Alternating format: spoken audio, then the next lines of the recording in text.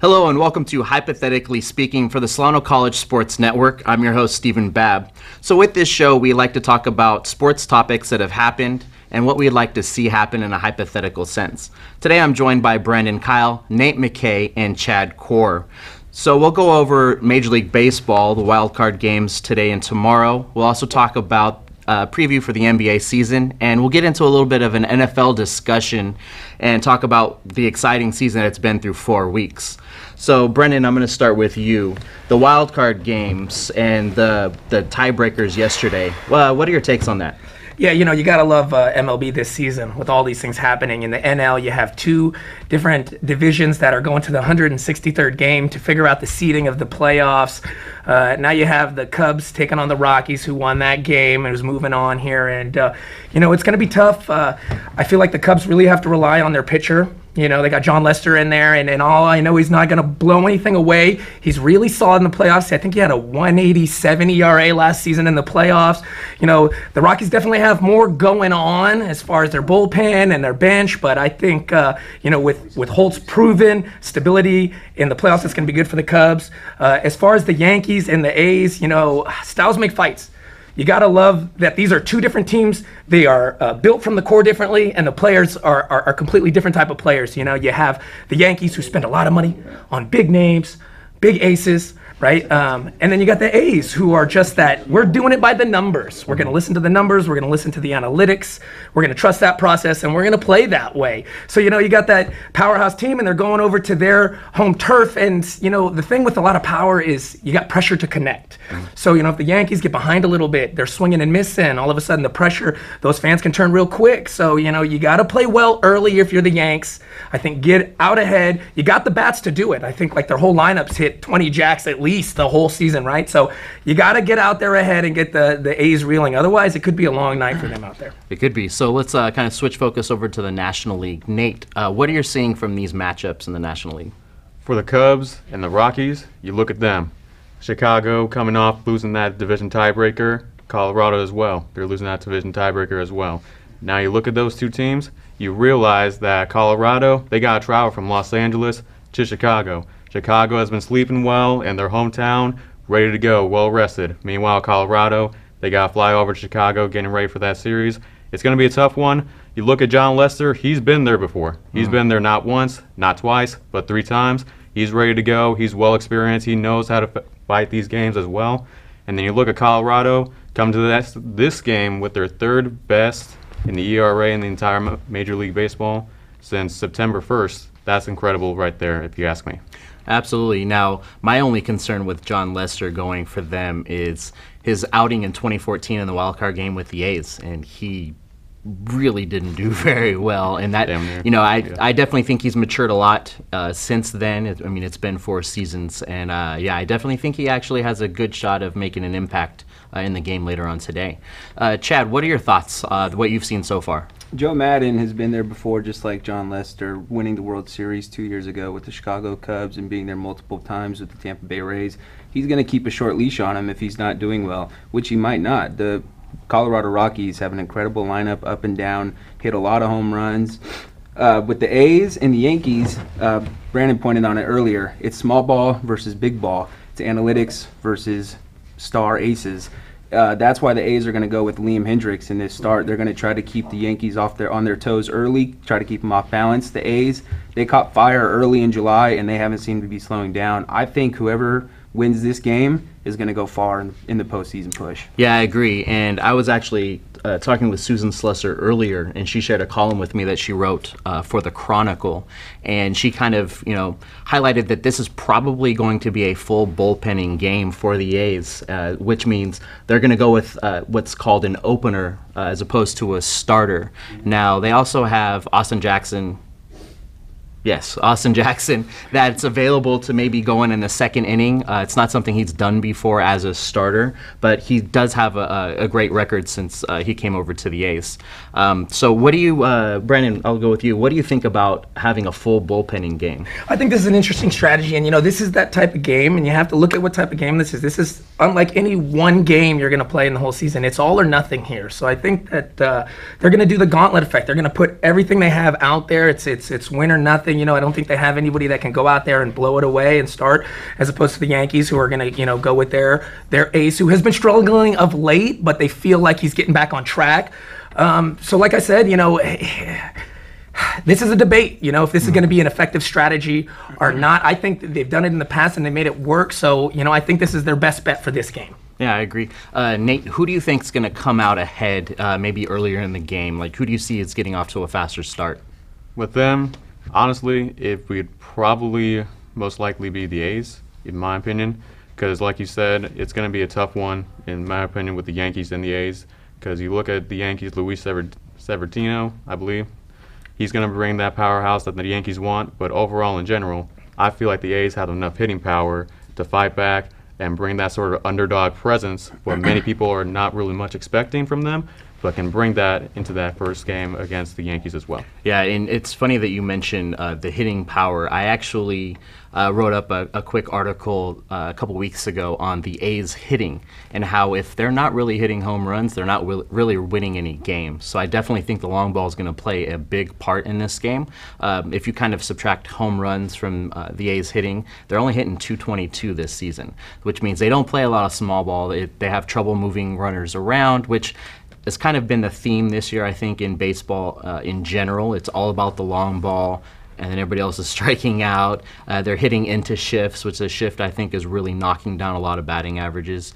So, Chad, what do you think about the home run aspect of the AL wildcard game? I mean, the Yankees just set a record for most home runs in a season. I believe they're at 267, breaking the previous record by the Mariners of 264. And the A's, actually, they're not far right behind something, I think 212, I believe. I could be wrong on that. But what do you think about the home runs in this game? You took the words right out of my mouth. If the A's are a power hitting team, the Yankees are the next step above them. If you look up and down their lineup, they don't hit for a whole lot of average either. Aaron Judge, the big power hitting right-hander, he hits for a decent average, but Gary Sanchez, Giancarlo Stanton, Didi Gregorius, none of them really have that high batting average and play a lot of small ball too. I think it's the new Yankee Stadium, that short porch in right field. I think that'll favor the A's a lot more. They have a lot more left-handed hitting up and down the lineup. The Yankees don't. Their big power hitters are right-handed guys. And like I said earlier, and Brandon said, Luis Severino had a great start to this season, a Cy Young kind of start, and unfortunately he just hasn't kept that going. His ERA has skyrocketed over this second half of the season, and I think the A's will get to him early. The A's are a hot team right now. They have been hot, and I think they're going to go into Yankee Stadium and get the W. Okay, so that kind of leads into the next phase of this, the hypothetically speaking part. So who do you think's moving on in the NL and AL, Chad? In the NL, I think it's going to be the Dodgers. They've been there. They've won 6 division titles. They seem to struggle as it gets later into the postseason. But the Rockies are a young team. John Gray's going to make his first start. Nolan Arenado's never been there. Trevor Story's never been there. I think the Dodgers are going to win in the NL. Okay, and what about you, Nate? What are your thoughts? For the National League, if you look at them, with the Dodgers, there's nothing can go wrong for them, in my opinion. I think they'll win that game easily, no problem. And then for the American League, I definitely will see a lot of fighting between the Yankees and A's. And overall, I feel like the A's will get this one in a big shutout if they can. And Brandon, what are your thoughts? Yeah, I gotta agree with Nate. But as far as the Yankees and the A's, I think it's going to be more of a slugfest. I believe that the A's have to go and they have to punch the Yankees in the mouth, and they're in their home turf, and it's going to be loud, it's going to be crazy, and they got to get that crowd silent quick. And if you're right, and they are hitting, they're hitting jacks early, I think they can do that. And then the pressure, you see the Yankees, it happens all the time. We pay you a lot. We expect to win, especially here. So you can feel it when they start to lose those type of games here. And then with all the pressure of having a win-or-go-home game, I think that's going to be a game for the ages, to be honest. Yeah, I agree. I mean, the A's are really playing with house money here. No one expected them to do anything really this year, and they've been the hottest team in baseball since mid-June. I mean, it was incredible. At June 13th, they were a 500 team, and they've just really taken off. I think the A's do have a good shot at winning this. Like you said, if they get in there early and they're able to make an impact. And once they get past the first couple innings, depending on what the Yankees have done, I really think the A's have a good shot of using their bullpen to shut down the Yankees hitters. But, I mean, the Yankees bats are just insane. I mean, they've got two of the top 5 home run hitting players in the league. Now, for the National League, I think Colorado is at a disadvantage having to go to LA to play. So I think that will definitely favor the Dodgers. Now, I am selfish, and I want to see the A's and the Dodgers in the World Series. This is the 30th year anniversary of when they met in 1988, that famous Kirk Gibson, pumping of the arm home run. And I'm sorry, Greg Poff, our professor, who's a huge Dodger fan, I want the A's to get some revenge 30 years later, take it all the way. Now, is it going to happen? Hypothetically speaking, I'd love to see it go that way. But yeah, so that's my wish going into the postseason. Now let's change gears a little bit to the NBA. Now, the NBA just started the preseason over the weekend, and there's a lot of hype about the move that LeBron James made going from Cleveland to LA. A lot of people are saying he's the best Laker to ever don purple and gold, which I think is just ridiculous. But Chad, what are your thoughts going into this NBA season? Anywhere LeBron goes, he's going to be donned the greatness, unless you're from the Bay Area. But you see what he did in Cleveland last year. Kevin Love wasn't, in my opinion, the best or the kind of player that he has been. He took a bunch of people, especially after the trade deadline, and brought that team to yet another finals. I know the East isn't the same as the West in terms of strength of schedule. But I think he's going to go to L.A. and lead a bunch of those young guys, Lonzo Ball, Brandon Ingram, Caldwell Pope. I think they're going to have maybe not a finals run this year, but I think they'll make the playoffs. I can't remember the last time the Lakers made the playoffs. I can't remember the last time there was so much buzz about the Lakers, probably since Kobe retired. Yeah. But I think he'll do a good job with that team. They got the good young coach, Luke Walton, who did a great job with the Warriors in Steve Kerr's absence. I think they'll be okay. I think they'll probably make it to the second round, and it's just too tough in the West. I don't know if LeBron can carry the team in the West like he did in the East. Nate, what are your thoughts on the Western Conference as a whole? Like, who do you see as being a favorite? Top 3, you look at Golden State, obviously. No one can stop them. Then second, Houston. I definitely think they can be a powerhouse in the West if they want it to be.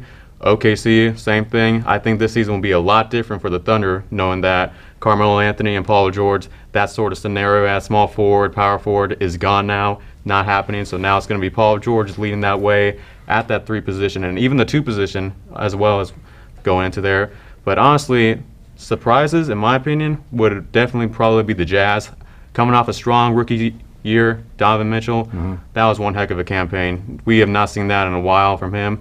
And then you look at the emerging talent of Ricky Rubio. He had one of his best seasons coming from Minnesota to Utah. That was an incredible performance right there. Rudy Gobert, he was out for most of the season. So definitely Utah is definitely going to be a surprise. And then you look at Denver. Michael Porter, their new draft pick. Sure, the back issues have been a problem, but if he can bring that sort of energy that he had in high school and bring that to the NBA, then definitely Denver can be a great team. They just signed Isaiah Thomas with that 1-year deal, so IT can definitely bring sort of that shooting that Denver needs. Jamal Murray is going to be a great point guard for them as well. And then Nikola Jokic, after signing that huge contract extension for 5 years, I definitely think he's going to have a lot to look forward to this season with Denver as well. Yeah, no, I completely agree. And I actually had Donovan Mitchell winning Rookie of the Year last year. Ben Simmons, redshirt Simmons. It just, Donovan Mitchell balled last year. Definitely. And he really took his team far when nobody else thought that was even a possibility. So let's take a look at the East. And Brandon, who do you see really kind of coming out of the East and trying to challenge the West? I mean, if you're looking at last year, now that LeBron is gone in Cleveland, everyone says the same thing. It's all about Boston.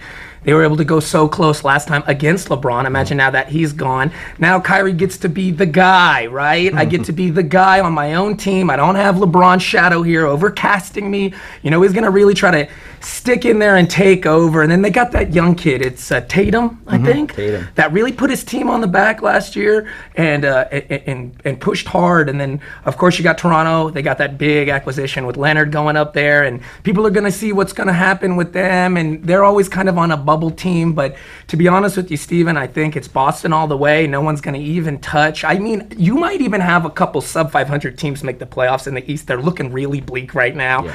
But so I don't think anyone's going to contend with Boston. I think they're going to have an easy skate. And to be honest with you, I think they're going to see the Warriors because look at the Warriors, as you said, Yeah, no, and I think one thing that's important to point out as far as Boston goes is Kyrie Irving's never played a full season since high school.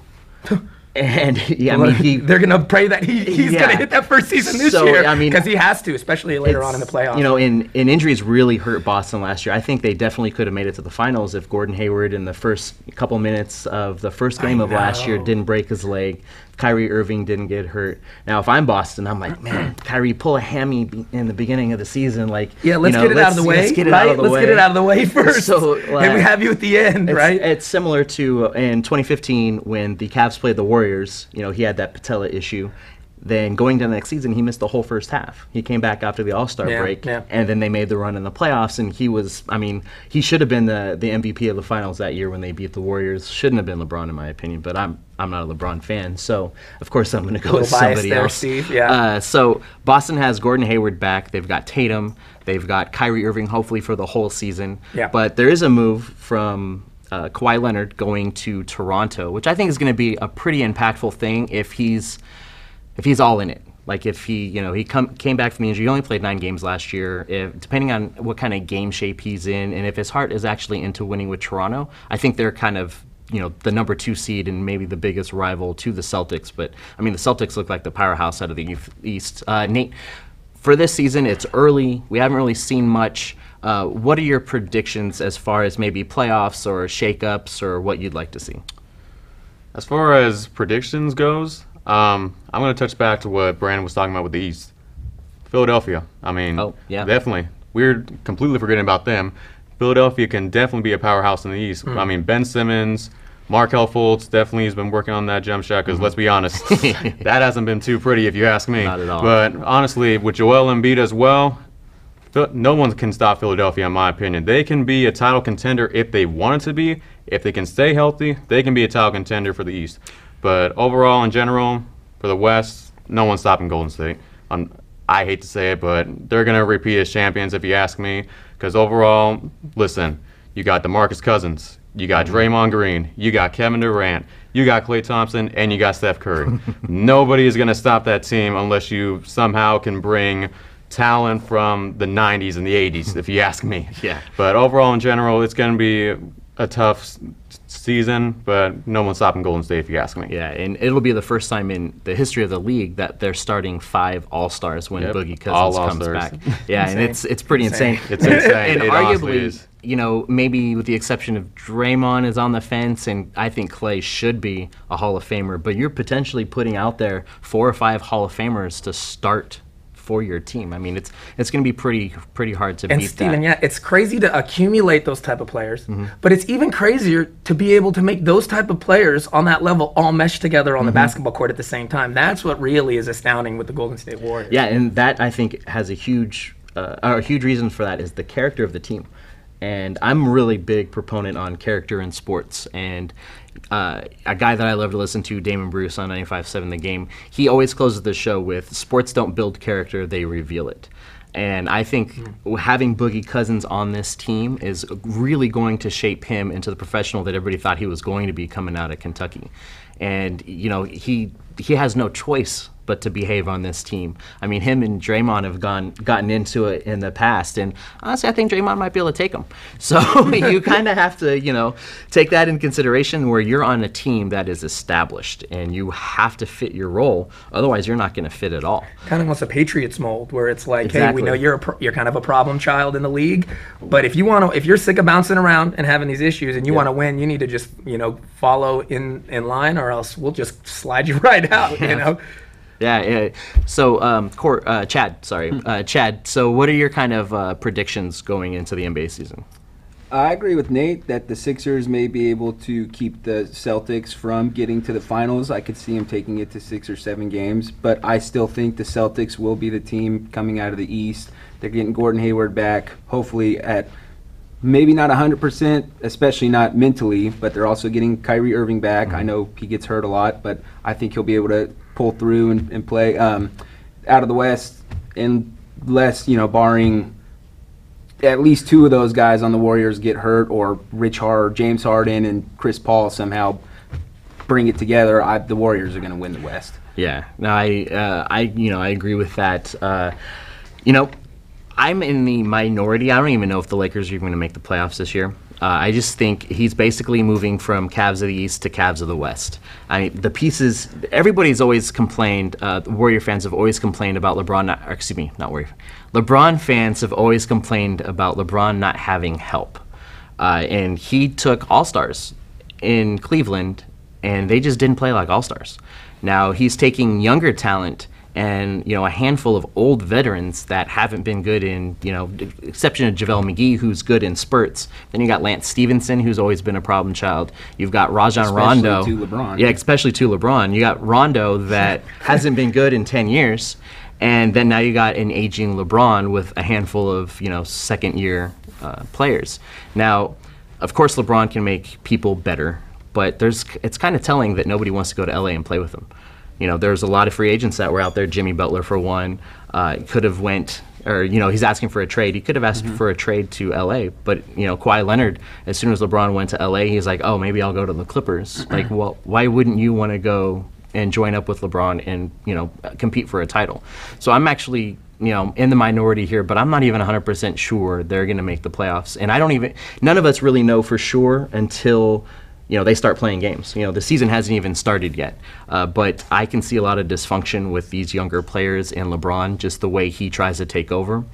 Chad, you mentioned Luke Walton earlier. Luke Walton is a young coach, and I already think that LeBron is going to try to take over as the coach of this team, kind of like he did with Tyronn Lue. He got Mike Brown fired. He got David Blatt fired. And, as much as Luke is loved in L.A., growing up there, Magic Johnson might fire him. If LeBron doesn't get his way, LeBron might actually pressure that to happening. So, in my view, hypothetically speaking, of course, barring injuries, the Warriors are definitely coming out in the West. Will they take their foot off the pedal and maybe not get the 1 seed? Sure, but they proved last year that they don't need the 1 seed. In the East, definitely, I think Boston is going to be the powerhouse. Everybody's going to have to try to stop them. It'll be interesting to see what happens to Toronto. I agree with you that the 76ers have a chance to really make some noise, but I'm a little concerned about the age and just kind of the locker room atmosphere that they have there. There's been some off-the-court stuff. Joel Embiid loves to be on Twitter and, kind of goof around a lot. Hurt a lot too. Yeah, it hurt a lot. But being goofy and kind of joking around all the time, especially in social media, I think that can kind of distract from what you're trying to accomplish for the core. But so we're next going to talk about the NFL. It's been an amazing, exciting season so far through 4 weeks. There's been a lot of surprises, a lot of disappointments, but we're going to get to that right after this.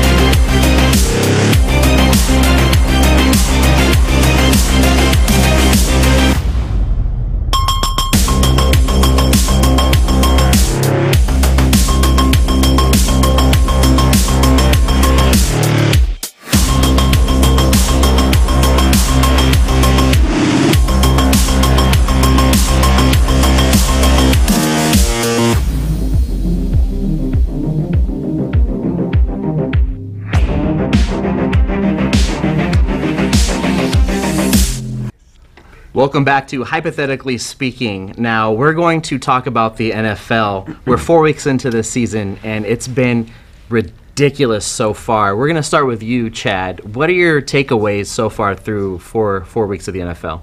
There's so much to talk about. Surprises, officiating, contract holdouts. Let's go with the officiating and the roughing the passer call.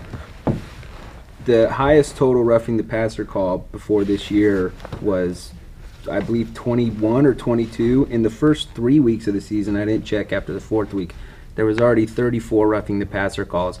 They're putting an emphasis on protecting what they say the quarterback, but what it is the NFL protecting their investment that they've made over the last 20 years or so. It's a passing game now.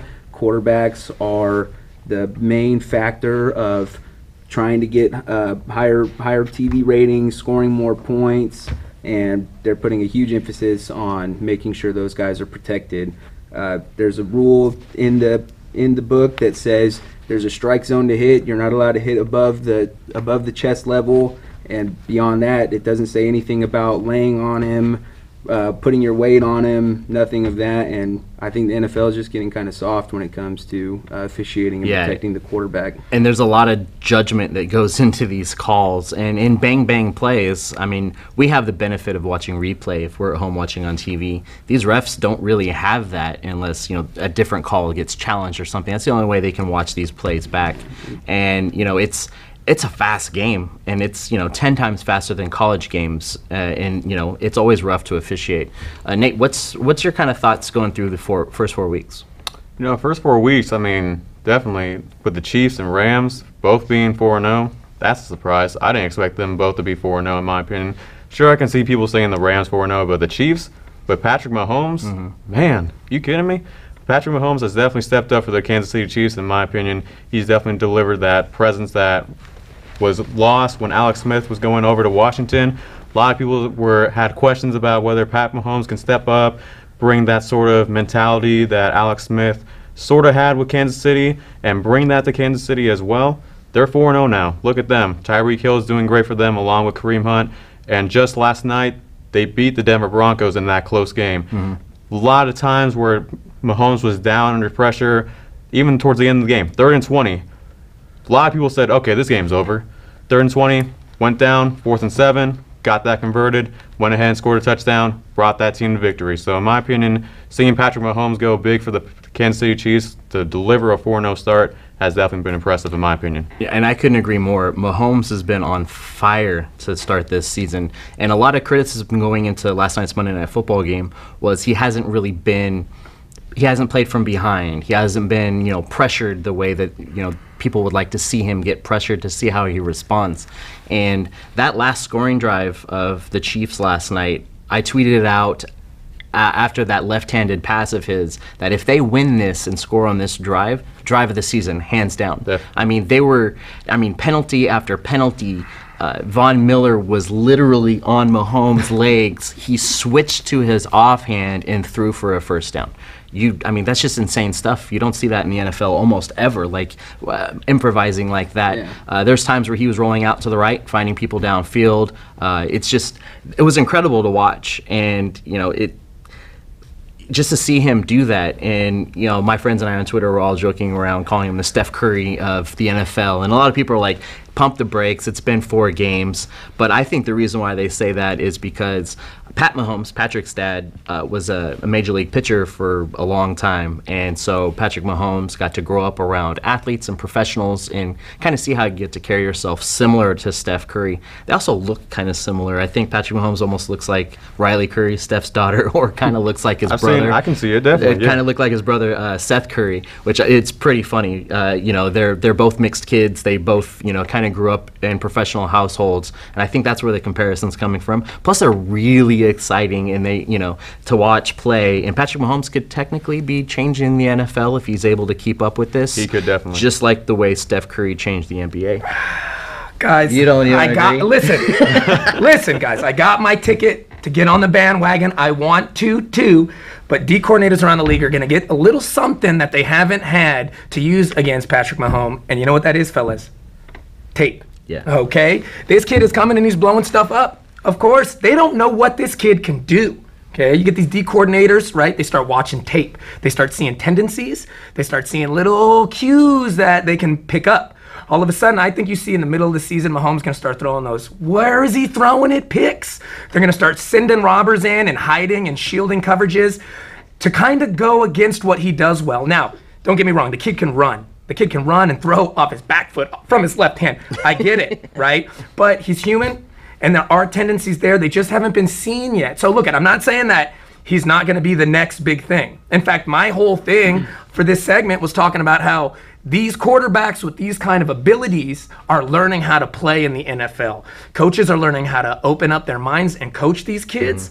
And now you're going to see a rise in this. You know, the day of you got to be able to drop back.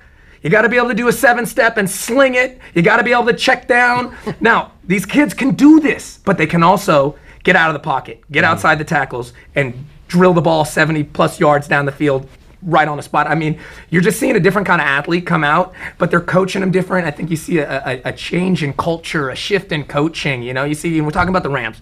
And you got Sean McVay, you got the youngest head coach in NFL history, and they're doing successful because, you know, I think understanding the way that this generation is brought up, understanding how to talk to them and coach them, understanding that this old, you know, hey, you're going to do it my way or the highway doesn't work with a lot of players. Now, we mentioned the Patriots earlier, you know, comparing them to the Warriors, but that is a very rare occurrence. So, you know, you're going to see this, but again, I think Mahomes, I think he's going to do great these first, you know, 4 games. I think as you see the middle of the season, when they get to that crunch time, you're going to start seeing mistakes being made. Not saying he's not going to bounce back, but like I said, I got my ticket and I'm holding on to it. I might get on week 6, 7, 8, I don't know, but I'm not quite 100% on the Mahomes bandwagon yet. So basically, you're saying what the late Denny Green says. They are who who they thought they were, exactly. And you know, I agree on the tape aspect, but if you look at all the weapons that Kansas City has, I mean, Tyreek Hill, which we didn't even mention yet. Look, Tyreek I'm not Hill, saying, look, I get you. I'm not saying Travis they can't go. Kelce. Dude, I'm not saying they're beasts. But look, if the Kansas City Chiefs want to go win 14 games and not make it to the to even their conference finals, then that'll be the Kansas City Chiefs that I thought they were, right? So, you know, these guys could rattle off 14 in a row and then still not make it past the second round of the playoffs because that's what they always do. So until I see a kid take them deep into the playoffs, to the bowl, I'm not going to hop on because this is Andy Reid, how he always does it. He did it with Alex Smith, you know, so we'll see. We'll see later on. So to touch a little bit on what he was talking about as far as the change in the game and these young quarterbacks that are mobile, gunslingers, in the spread offense. So spread offense was definitely seen a lot in college, still is, and some success with it in the NFL, but not so much. But now you're seeing these quick receivers, you're seeing these young mobile quarterbacks, and you're definitely seeing a change, like you said, with Sean McVay. Andy Reid's always liked to have a spread out offense with his speedy guys. The Rams are doing a nice spread out for Jared Goff to help make him successful. Nate, what are your kind of thoughts on the direction the NFL is heading? Well, I mean, just looking at what everyone is doing, they're going to be seeing that with everybody other teams. Another thing with quarterbacks in general, if you look at Baltimore, look at what Joe Flacco and Lamar Jackson have been doing. They are sharing the quarterback role right there in Baltimore, and look at them, already off to a good start, in my opinion. And that people can say that a lot that might have some questions right there with Lamar Jackson and Joe Flacco switching on and off the field, taking time, but I think it's working great if you ask me. I think Lamar Jackson has been definitely a guy that they can trust when coming off for Joe Flacco, and because a lot of people are saying, oh, start Lamar Jackson, but you can't really trust Lamar Jackson just yet. You have to see what Joe Flacco has been doing. Again, he's won a Super Bowl. You're not going to bench him right away. This is not an Eli Manning situation where you can basically bench him after just a terrible performance. Joe Flacco is still a consistent quarterback, and for Lamar Jackson to come in and take Joe Flacco's spot is not happening yet, but if you ask me, it could happen sometime very soon. But with the system that they're running over in Baltimore with Joe Flacco and Lamar Jackson switching on and off the field, that's definitely working great if you ask me. And Chad, what do your overall takeaways as far as the change in these young quarterbacks that are being successful in today's game? I kind of have to disagree with you on the Patrick Mahomes maybe coming back down to earth a little bit. You're right, Andy Reid is notorious for not winning the big game. He's only been to the Super Bowl once, and he lost it. But if you look at the players he had in Philadelphia and the type of schemes that they ran in Philadelphia, McNabb was I don't want to say great quarterback. He was a good quarterback. He was a very productive quarterback. Alex Smith, throughout his career, has been a productive quarterback. Maybe probably good. He had a good year last year. Yeah. But these first 4 games, this Mahomes kid is, I think, a different breed. Some of the throws he makes, and you touched up on their offense. Look at the weapons they have. You got to have someone cover Kelsey underneath. Yeah. Someone has to be over the top on Tyreek Hill. That guy's way too fast. They just brought in Sammy Watkins from the Rams, who has not lived up to his potential so far, but he's an explosive wide receiver. Kareem Hunt, the running back who led the league in rushing yards last year as a rookie, is a stud. I don't think I see them slowing down anytime soon. The Rams, they do it on a different level. Mm-hmm. They're a lot more under center. You see Mahomes probably in the shotgun a lot, the spread, but they got the same kind of setup. They have Brandon Cooks going deep. Yeah, they have to respect him over the top. They got 2 or 3 tight ends that they use. They have Cooper Kupp. Mm-hmm. They have Robert Woods, both really good intermediate pass-catching receivers. They have Todd Gurley, who, again, he's the first guy I mentioned if I was talking about Rams talent. He can catch the ball. He's a potential Hall of Famer right there. The line up front. My brother and I were talking about it the other day. The Steelers are supposed to have this great offense that, they've obviously underachieved. The Rams, when you watch them play, they don't get negative yards. They're always going forward. Mm-hmm. The Vikings defense was supposed to be great this year. They shredded them. Shredded them for 38 points. That was definitely a shootout game for sure last week. So you just touched a little bit on the Steelers. I noticed your Steeler hat. What do you think of the Le'Veon Bell holdout? Well, it makes a whole lot more sense now that Earl Thomas got hurt. Yeah, I bet he's feeling confident about it now, right? You can say whatever you want to say about someone who wants to hold out. He's got a point. The Steelers, if they brought him in this year, they would do the same thing that they've been doing with him.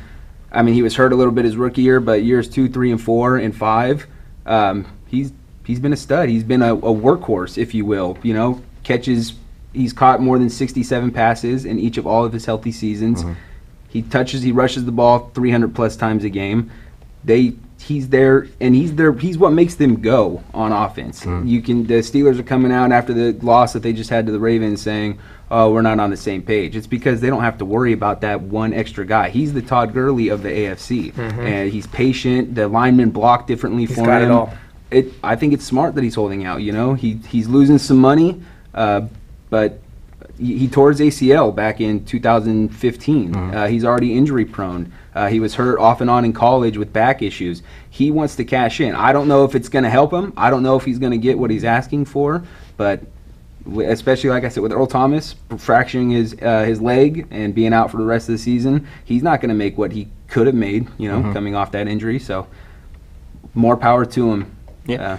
Nate, what are your thoughts on holdouts and what it means to you to see players do this? Just looking at holdouts, they're just wanting the money that they deserve. Honestly, I mean, you look with talents around the league, they want the money that they deserve. They feel like that they should be getting paid more. So I can totally understand why they're holding out. It's smart. You look at Earl Thomas, what he did, wanted a bigger contract, and then unfortunately shows up to that one game, gets injured. I mean, that's just unfortunate if you ask me, but I can see why players want to hold out to get more money. I can definitely understand it as well. And honestly, I agree with anybody that wants to get paid more in the NFL. If they have the talent, they deserve to get paid more. Hey, you boys, I don't know what you're talking about. These boys, they make so much more. I make $20 an hour in my job working 9 to 5. They should go out and just play ball. No. You know who created this culture of holdout players? It's the NFL itself. How many times you watch Hard Knocks and it's a business, son. I know you've been playing for 10 years. I was just at your house eating birthday cake at your daughter's birthday, but we're going to let you go. Yeah. Hey, it's the business. It's the business. It's the business. Well, hey, guess what, NFL? Guess what, owners? Guess what, head coaches? It's just a business, baby. You got to show them the money. They see one guy get paid. Hey, how come he's getting... I do a better job than him at this, and he's getting paid more than me. How would you feel? Now, the owners can afford it, but they don't want to start doing that because it's a slippery slope. Mm-hmm. All of a sudden, like I said, you pay one guy, then this guy wants it, and then this guy. You think these owners don't get together and say, hey, guys, we can't start. How much you going to pay this kid? Then I got to pay my quarterback $120 to get for 5 years. Come on, let's keep this cap low. And, I think it is owners versus players, And the owners are going to do what they have to do because it's a business. And now the players have learned from the owners and the coaches themselves that this is a business. And I might not be in here very long. What's the 3 years for a running back? It's like the average in the NFL or something like that. I got this much time to make my money, and I need to make as much as I can. It sucks when they're holding out because this is what's tough, and I know it's tough for players, is they're football players. They're on a team. They love their teammates. They want to go out there, and they want to help their team win. So I know it's killing them to sit at home, see their team not doing well, knowing that if I was on the field, we'd be doing a lot better. And that's what I really hate about it, is that tough position that they're in. But I agree with you fellas. You got to look about yourself and watch out for yourself when it comes to this sport, because hey, when it comes down to it, it's a business. Yeah. And I agree with you that the NFL really created this idea of even holding out, because their contracts aren't guaranteed. You look at the NBA, you look at baseball, all their contracts are guaranteed. So even if they get hurt, they're still getting their game check. Now, the collective bargaining agreement is going to be coming up. Chad, do you think that the idea of these guaranteed contracts, which some of them we've been seeing some guaranteed money, especially with quarterbacks, but do you think that maybe as a whole they'll come together and have some kind of an agreement on some guaranteed money for their contracts moving forward? No, I don't think so. I think that the owners, it's owners versus not just players. It's owners versus management, owners versus players, owners versus the NFL. They're looking out for themselves. It's a business, and no, I think they do a really good job of making sure that these players get the money that they can get, while also at the same time. Look at Kaepernick, signed that 6-year, 120 something million. He's suing the NFL because of corruption, but it's more than that. He needs money. The guaranteed money that he signed for, it was so his contract worked out. If they cut him after 2 years, he wouldn't get any of that, and he wouldn't get anything that he could have earned beside, or the incentives he could have earned beside or beyond that. No, I don't personally. No, I don't think they'll come to an agreement. Yes. I think honestly, I know that the contracts for NBA and baseball are guaranteed. Look how much money those guys are getting. Look at some of like Giancarlo Stanton, when he signed that contract with the Miami Marlins.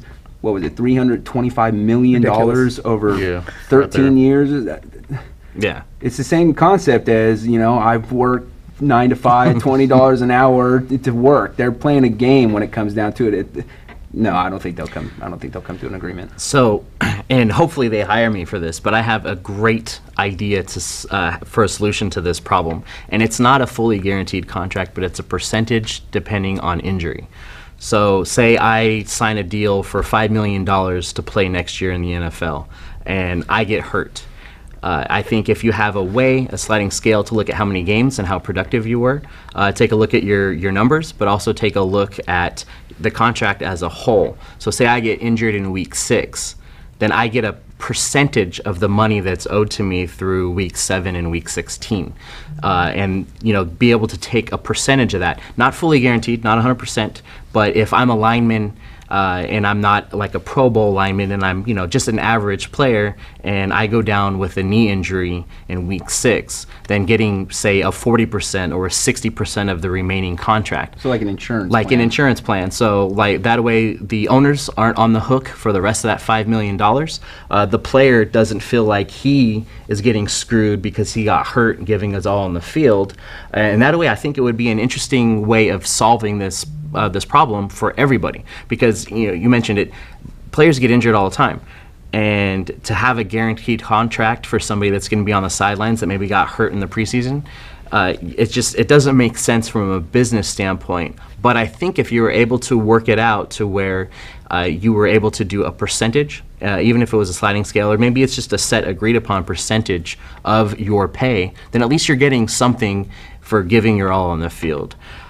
I don't know, what do you think of that, Chad? Well, I know they don't. I don't know if they do it like that, but when Ryan Shazier broke his back last year in that Monday night game against the Bengals, I know he was prepared for that. He had some kind of insurance plan where he made a certain amount of money just in case he never plays again. I don't think that was through the NFL. No, it wasn't. Yeah. And it definitely wasn't percentage of it definitely wasn't how well you played. It wasn't what the injury was or anything like that. It just, I know he made a lot of money. He's a smart guy for doing it. So I know they have something like that. I know it's not through the NFL, but I know they have something along those lines. Yeah, and so let's switch gears a little bit. Let's get over to projections and hypothetically speaking, what you would like to see this year, and what do you think we're going to see in the NFL, Brandon?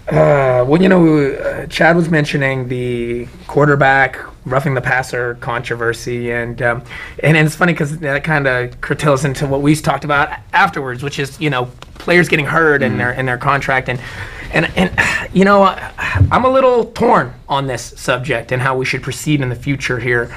I understand where they're coming from as far as you have to look at the numbers.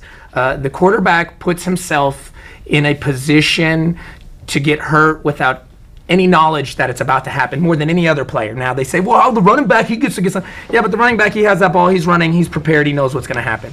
I think the quarterbacks and the receivers they're protecting, and people are saying, oh, they're protecting them because they want offense and they want 40 to 45 games and da-da-da-da. And I see that point, but I also see the point that receivers are putting their body out there full stretch, and there's nothing they can do to brace for a hit if a helmet comes and shoots them right in the head with helmet-to-helmet contact. So I see why they're doing that. The quarterback, they're back there. This guy's coming around blindside.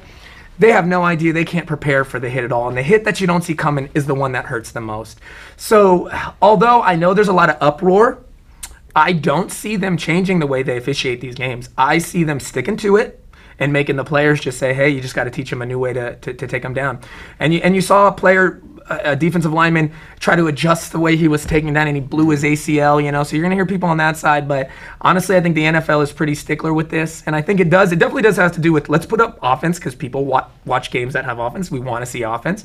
But I also think it has to do with the fact that, again, the owners get together and they say, look, I just paid $120 million for this guy. Can we, NFL, can we make sure that this guy doesn't get hurt and I don't have him for a whole season? So although I think there's going to be a lot of hissing and moaning over the course of the season, I think that, you're going to see the consistent calling the same way throughout the season. And in between, maybe they'll mix it up, but I think they're going to call it the whole way to the Super Bowl here. And then, we're talking about the year of the quarterback. Like I said, I see slumps. I see slumps with these quarterbacks that are doing good things. Another good quarterback that's mobile is Trubisky out of Chicago. He's looking real good. And this is kind of his second year he's getting into it. But I see slumps for all these quarterbacks, but I see them coming strong at the end of the year. I see the Chiefs doing well going into the playoffs. Again, are you going to go beat the Patriots in Foxborough, or, are they going to come play you there? That's going to be big. Mahomes seems like he's groomed. But you seem like, you don't know till you get there. Mm-hmm. When you're sitting there and it's, we saw him in the game against Denver, I know, but, Denver is not that team anymore, mm-hmm. Okay? So when they start to whittle down and get to that team, we'll see what happens with these young mobile quarterbacks. I think the defense is going to get tape. I think you're going to see a slump from these guys, Trubisky, Mahomes. I think they're going to come back later, especially because they have defense as far as Chicago is concerned. But yeah, as far as, who's going to get deep, that's tough. I do like the Bears in the NFC. They're looking really good. I'm surprised by that. The Bucs were looking good early with Fitzpatrick. I'm interested to see. I think Winston comes back. I think he's learned his lesson. I think those two games where Fitzpatrick did really well kind of scared him a little bit. Mm-hmm. I saw he put out a tweet that said, good game, fellas. Someone said it was an awkwardly sad tweet, like he's at home like, good game, guys. Like, you guys look like you're having fun, right? So I think Winston has matured a lot from this little suspension. And I think, looking at what Fitzpatrick did with the Bucs, if Jameis Winston with his ability comes back and now he's matured a little bit, I'm interested to see what the Bucs can do. The Patriots, everyone was freaking out like they always do, and then they go, and then the Dolphins, oh my God, and then you see what happens. Yeah. I feel so bad for the Dolphins because they can't beat the freaking Patriots no matter what they do. They came in with a head of steam. They're like, this is the year, and not only did the Patriots beat them, but they stomped the lights out. Even non-Super Bowl winning Dan Marino is not going to come back and save them. Yeah, no one's saving there, okay? But I think, I think the Chiefs are going to do it. I don't know if they're going to take the whole thing, but I think they're going farther than they have in the last however many years with Andy Reid, and I think they're going to get far. They might hit the Super Bowl. I don't know if they're going to win it, but I think, yeah, Chiefs, and I don't know. Okay. I don't know. Nate, so kind of your playoff predictions and your forecasting going into the playoffs. I know it's only week 4, or just just after week 4, but who do you see maybe the matchups in the NFC championships and also the Super Bowl? For the NFC, it's, again, with 4 weeks in, it is kind of tough to call right now. I mean, seeing all the teams right now. But honestly, I think Jared Goff has definitely proven himself to be the quarterback right now. Mm-hmm. I mean, again, like I said before, Patrick Mahomes is a great quarterback, but I still think Jared Goff has definitely proven that he is the quarterback to beat right now. And I definitely see the Rams going into that NFC Championship as the winner, if you had to ask me. Mm-hmm. And then touching what you were saying about the Buccaneers with Ryan Fitzpatrick, they announced that Jameis Winston is now going to be their starting quarterback. So it will be interesting to see how the Buccaneers will play out there in Tampa Bay. But overall, for Super Bowl, you know, if the Chiefs can keep it up, they can meet with the Rams if they want to. So it'd be quite interesting. That'd be a great to see. Super Bowl, wouldn't it? It would be a great game. Yeah, so it definitely will be interesting to see if the Chiefs and Rams go at it. But again, you got to look at Tom Brady and the New England Patriots. Getting Josh Gordon, newest wide receiver, that's going to be interesting to see how that pans out with the New England Patriots. So that'll be interesting in my opinion. Yeah. And Chad, what do you kind of think, even though after 4 weeks, what the playoff picture is going to look like? As all you guys said, the Los Angeles Rams, their defense has been a little suspect, especially since Aqib Talib just got put on injured reserve, along with Marcus Peters. Marcus Peters is out for a couple weeks with the ankle injury, but their secondary's kind of struggled a little bit. But I think with that offense, they can get there. The Eagles are a team you can't give up on. Carson Wentz, they won. They came back, or they actually lost this last weekend to the Titans in an overtime game in Tennessee. Carson Wentz, it was his second game back, and he struggled a little bit, but I think that's more of a mental thing, as you saw last year. All the physical tools are there. He's an excellent quarterback. The Saints are a team who can make it to the Super Bowl, I think. They got a high-powered offense. Their defense has definitely been suspect to start the year. But that's the Saints, baby. But look at them last year. I mean, their defense was amazing. I think maybe they're just not in sync right now. Maybe one guy is missing his zone, one guy is not covering the right man. The AFC side of things, the Patriots are always in play. The Bengals, remember they lost to the Chiefs 3 years ago, and they were 1-2, and it was Bill Belichick's, we're off to Cincinnati. They came back, won the Super Bowl that year, or made it to the Super Bowl that year. But another team, the Chiefs, but the Jaguars. When Blake Bortles has a good game, that team is almost impossible. They should have beat the Patriots last year in the championship game. I don't know why the Patriots get that lucky fumble, with 3 minutes left when they're just trying to run out the clock. But they played in Jacksonville this year, and they smashed the Patriots. I think it was 28-17 was the final score, but a couple last-second touchdowns. I think they're a team to definitely watch. And their defense is legit. Yeah, they're amazing. Amazing, really. Yeah. So I'm big on hot takes. But my hot takes are usually founded in some facts and some research and some knowledge of how things go. Before Week 1 started this year, I'm on record as saying that I don't think the Patriots are going to make the playoffs. Ooh. And through the first couple weeks, it was looking like a pretty good thing. But now that they're getting Josh Gordon, looks like their offense is starting to settle down a little bit. Not to mention Edelman's coming back. Yeah, Edelman's coming back, you're right. But if you've noticed, their teams are taking Gronk out of the equation. Gronk, I don't think, is going to be a huge factor this year, and Gronk's always been kind of a crutch for Tom Brady. Like that's his last-minute go-to big play guy who, kind of like Travis Kelce, is just bigger and stronger than everybody, but he's starting to wear down. And I believe Father Time, who has been undefeated ever since, and Tom Brady, I mean, he's 40 years old. Like he's not going to be able to keep up his Hall of Fame play for forever. And I hear my cameraman scoffing at me right now. Nobody thought Jordan was going to go down either. Jordan went down, and he fought it to the very end with the Wizards and still put up good numbers, but there's no way he was a championship caliber player once Father Time got a hold of him. As far as playoff predictions, I think the Rams are legit, and I think when their defensive secondary comes back from injury, their defense only has to keep people to 21 points because Jared Goff's going to get you 28, if not more, 31. And so I definitely think that they're a legit contender. Patrick Mahomes, if they can get their defense to really, even play half as well as their offense, then they're going to be a force in the AFC. Because that was definitely an issue. Yeah. Many people were saying going into the season with Kansas City's defense, that has to be changed automatically if they want to be a contender in the NFL. Yeah, but similar to what Goff is doing in LA, they can hold a team to 21 points. Definitely. That offense is definitely going to outscore them, which, tying it back into the rules changes, the high-powered offenses we're seeing. I think we've got, 16 quarterbacks on pace for 4,000 yards, which is unprecedented. We're seeing what these young guns can do. I've been big on Goff since he was at Cal. Even his rookie season, everybody was down on him. I'm like, he's just a rookie. Like, look at the system, look at the coaches. He's struggling, but they've got Gurley in place too, and now he's comfortable. he's definitely establishing himself, and his footwork and everything in the pocket. Like, he definitely looks more like a veteran quarterback than a third-year player. And yeah, so hypothetically speaking, going into this season, seeing what these predictions are, kind of touching on the NBA, Major League Baseball for the wild card games, I think we pretty much summed it up for this show today. So for Solano College Sports Network and the show Hypothetically Speaking, I'm your host, Stephen Babb, and for Brandon Kyle, Nate Macay, and Chad Core, tune in next time.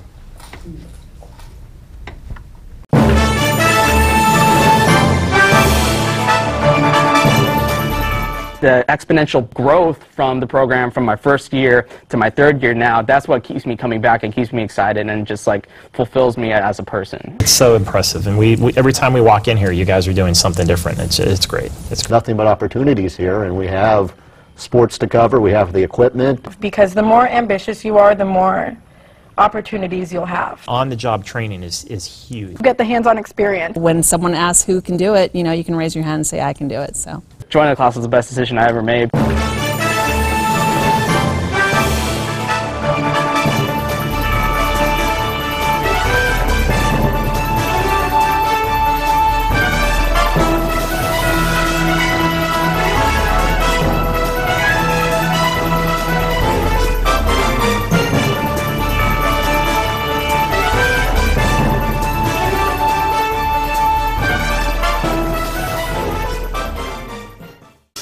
We're going to go to cut one. And cut one. Cross court to Audrey Jones. Audrey for three. And it's good! With 1.3 seconds left on the game clock. Audrey Jones with one of the biggest shots. the sky's the limit, really, with what we can do here.